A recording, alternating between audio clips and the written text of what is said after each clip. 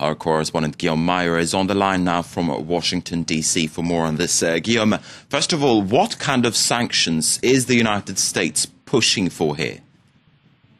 Well, the new word in Washington is now targeted sanctions. The idea here is that the Americans want to target the people in charge for the nuclear program, and not the Iranian population. So the target for the Americans is the Revolutionary Guard of Iran, because they think that they're the one behind the nuclear program, and the Americans want to target the individuals within that Revolutionary Guard, but also the businesses, the companies that actually belong or are operated by members of Iran's Revolutionary Guard. And the idea there, again, is that the population is not the target, but rather the people in charge of the nuclear program.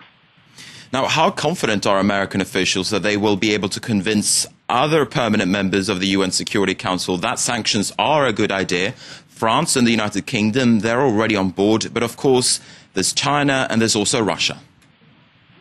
Well, if you listen to Barack Obama, it now sounds that the Americans are confident that Russia will go along with the new sanctions. Now, the problem that remains, of course, is China.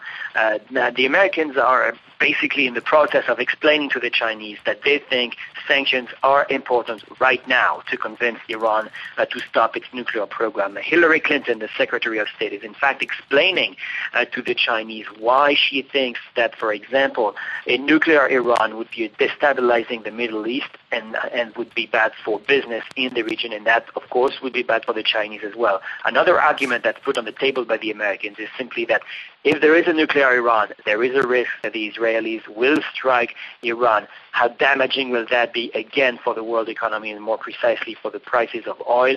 Those are arguments the Americans believe the Chinese will be sensitive to, and that's why they're trying to convince the Chinese with those arguments, explaining that the bottom line here is that the nuclear Iran is bad for business, and so it will be bad for China as well.